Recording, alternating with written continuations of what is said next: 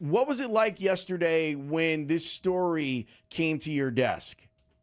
It was wild, Lawrence. Hey, Anthony. I What's mean, up, Paris? no one expected this, especially 3 days before the biggest game in 7 years, really. I couldn't really believe what I was reading. I mean, a lot of us thought that Northwest Indiana should have been an option years ago if the Bears really wanted leverage to negotiate with Illinois lawmakers on this tax subsidy package that they're looking for.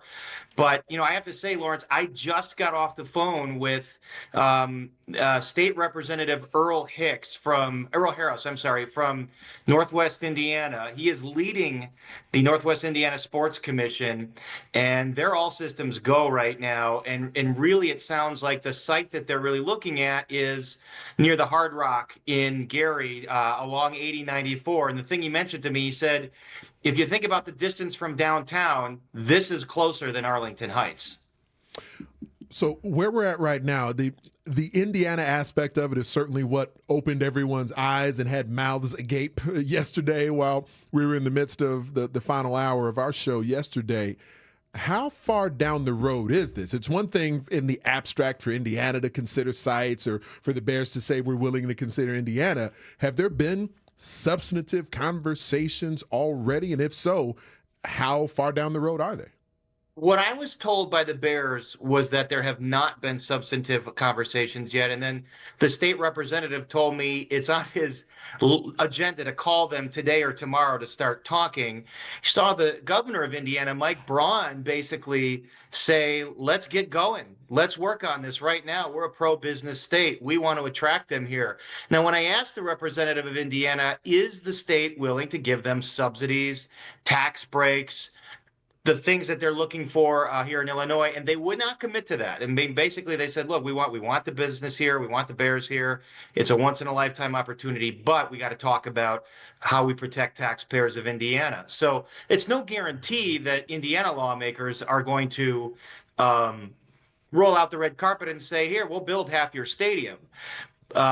Politically, it's unpalatable on both sides of the aisle, but it seems like they're going to have a very serious proposal here for the Bears to consider, and whether the Bears are using this as leverage or not, if this is a proposal that makes their development a lot more affordable, and geographically it makes sense, it's right over the state line, and it seems like, again, from Indiana, talking to some Indiana folks, they want to make this as close to the state line as possible and along 8094, so it's easy for people to get to. It's easy to get to, and so that they have some wiggle room to deal with the Indianapolis Colts, who will probably have something to say about this, it being in their state. I'm curious, Paris, from what you've heard, why not Arlington? Why is the pilot bill that got shelved? Why is the tax issue in Arlington Heights still an issue?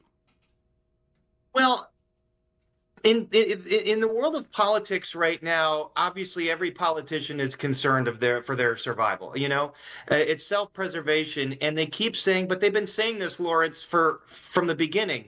There is no appetite to give tax breaks, and that's what this bill would amount to. I mean, it could save the Bears tens of millions of dollars to an $8 billion corporation. You got people looking at their tax bill right now going up huge, their grocery bills up, their health care bill might skyrocket if Obamacare subsidies don't get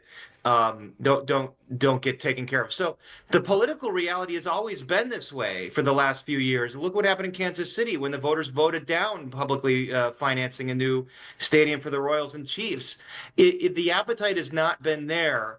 And in many, many years, it's not like when Jerry Reinsdorf went to Big Jim Thompson and Mike Madigan and got his entire, Comiskey Park paid for.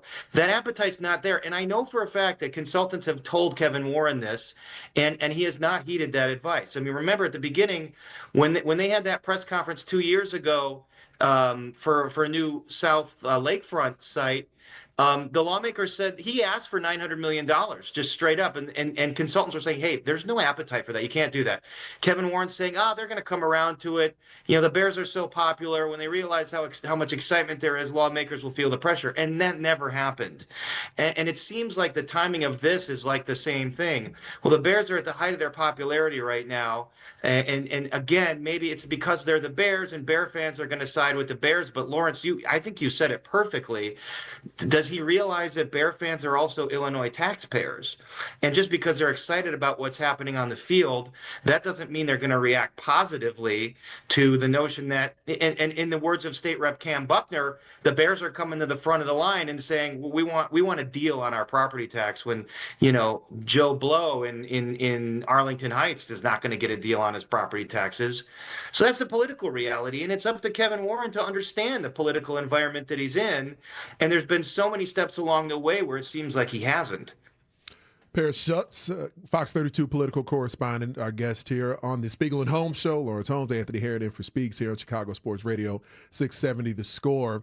So in a way, kind of dumb it down for me a little bit. I ask you a question I'm not even completely sure you can answer in detail. But, of course, I cover the Big Ten. Northwestern in Evanston has been in the midst of building a brand new stadium there for a few years now. It'll be open next season. They've been playing at Wrigley with some of their home games for a couple of seasons. They've been able to get that done with private equity and, same people who always invest in Northwestern. How does that differ? Now, it's a much less expensive stadium, but how does that differ from the situation the Bears are in? Why can the Bears, why are they not in a position to go whatever path Northwestern was able to go? Yeah, well, in Northwestern, Pat Ryan, who's a big, alumni and Aon chairman, he funds pretty much the whole school, you know, but he's funding a lot of this stadium. Obviously, it's a much smaller project than a Bears stadium would be, multiple billions of dollars. And the Bears argument has always been, look at the economic development we're going to spur on, look at the tax revenue we're going to bring in, look at the hotels that'll get built. And so that's always been the argument for publicly assisting, these big stadiums. But there's plenty of economists that say that doesn't materialize, that it is a waste of money to waste taxpayer money on this, and it's a handout for billionaires. There's big dispute among economists about what the benefit really is. So I think that most people in finance and that are close to the Bears say they don't believe the McCaskey family, even with private equity, could afford a massive development like they want to build in Arlington Heights all on their own. They just don't. They didn't make their money in oil. They didn't make their money like a lot of these other owners like Jerry Jones. So they do need some kind of assistance. And I think there was a little bit of disingenuousness in Kevin Warren's letter, because nobody is telling the Bears that they're not going to get public funding for infrastructure upgrades, roads. They're going to have to build a bridge or a tunnel over the train tracks there to get to the property. No one is saying that the Bears would have to pay for that. I mean, the government always pays for that stuff. So I'm not sure why he's putting that in there. The issue is they want these tax breaks, this pilot legislation. And the governor, has laid out pretty clearly. He basically said, we'll give you your bill if you pay off the debt on Soldier Field. You're going to leave Soldier Field, then do us a solid, pay off the debt there. We'll give you your bill. But that's kind of like, it's like $500 million, and the Bears don't technically owe that money. The Bears came back with a counteroffer of $25 million. After $500 million. So what I'm saying here is each step of the way, there has been a roadmap that lawmakers have offered for the Bears to get what they want, and the Bears haven't gone that direction. And I'll go back to the very beginning. I can tell you straight up, the Senate president and the House Speaker said to both the Bears and the White Sox, if you come together on joint financing for your two stadiums, we might extend the hotel tax and help give you some taxpayer money for this. And they didn't do that. Neither the White Sox nor the Bears wanted to do that. They also said, if you go to a place like Michael Reese Hospital near Bronzeville, now you're catalyzing a community that needs investment. We're willing to help you out on that. As Chris Welch, the House Speaker, said, that is an entirely different conversation. But as you know, the Bears have said they just don't believe that Michael Reese site is feasible. Yeah, it's interesting, too. And you're reporting tracks with stuff that I've been hearing over the last couple of days, Paris, about the way that the Bears have gone about trying to get this stuff done. And it seems that there's a fundamental lack of institutional knowledge when it comes to how this works at all the different levels, whether we're talking about aldermanic, city, county, state politics. I'm wondering, is it easier for them is the learning curve steeper for them here in this state or in Indiana? Because they have, if this is the struggle inside of a state that the organization has been in and has before had to work with, how do you go into a brand new state not knowing really any of the players and thinking that your name is going to carry water there? Yeah, I think that's a great question, Lawrence. And they have, believe me, they have paid for outside consultants who know their way around Springfield. And I can tell you straight up that they have ignored the advice that some of these consultants have given them. So I think that's how Illinois lawmakers feel right now, is they don't know their way around Indiana. And so they're not taking these threats, and they view these as threats. They're not folding or capitulating because all of a sudden Northwest Indiana is in the mix. Even the lawmaker that's their biggest ally, Mary Beth Canty, she's a Democrat from Arlington Heights. She is sponsoring the Bears bill. Even she said, hey, let's get away from the threats and come back and negotiate in good faith. So I can tell you that they've not reacted positively to the Bears. They do view it as leverage. They do view it as threats, and they don't think it's serious. Now, Indiana could come back with a package in the next week, and maybe it is serious. But the politics are the same both sides of the aisle. Are Republicans in rural Indiana or near Indianapolis going to say, yeah, let's give taxpayer money to the Bears, a team that most of us in this state don't care about? That might not be a political winner either. We don't know that yet. Yeah, and they haven't actually had any substantive talks with Indiana yet. So that's not a guarantee that that's just going to be an easy lift in Indiana where it's been a heavy lift here. Paris, as always, we appreciate the time and the knowledge. Thanks so much. You going to be on tonight? Tonight, Chicago Report. That's my nightly show. It's on at 10 o'clock. We're going to talk to Mark Gannis, who I know you guys talk to a lot, and State Rep Cam Buckner, and we're gonna hash all this out. It's going to be a lot of fun. Thanks, Paris. Be tuned in. All right, thank you guys. Take care. There's just one more thing I want to add before we get to break, and it's this stuff. What he's talking about tracks with what I've heard, that they have had plenty of people who understand the landscape explain to them, this is how you do it. This is how you get a bill sponsor. This is how you move it through the assembly. And at each pass, the Bears have not understood what it took to get stuff done.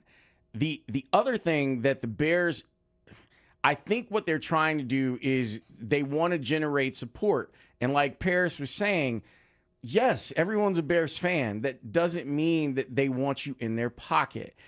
And one more thing, and this would be my suggestion to the Bears, invest in scientific polling.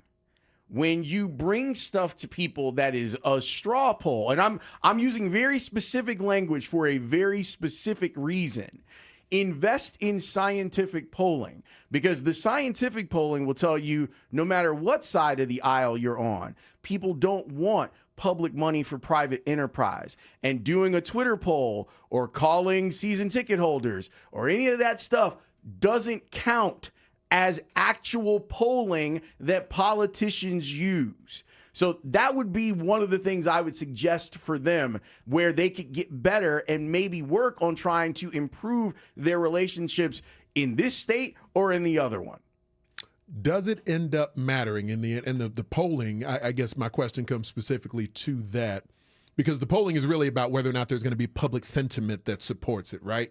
In the end, how much does that matter in getting the deal done? I don't know if it matters in getting the deal done. It matters in you understanding what your place is, and how you can put yourself in front of politicians when they may push back and go, actually, the polling says that there isn't an appetite because the politicians will pay attention to the polling, whether you can get the deal done without it or not. Yes. You need them to get the deal done. And if the Bears are polling 1,300 season ticket holders, okay, that's different than us doing a scientific poll of random Illinois citizens who are across the spectrum, it's not politically just and economically. Bears fans are going to have to pay for it. Correct. You understand what I am saying.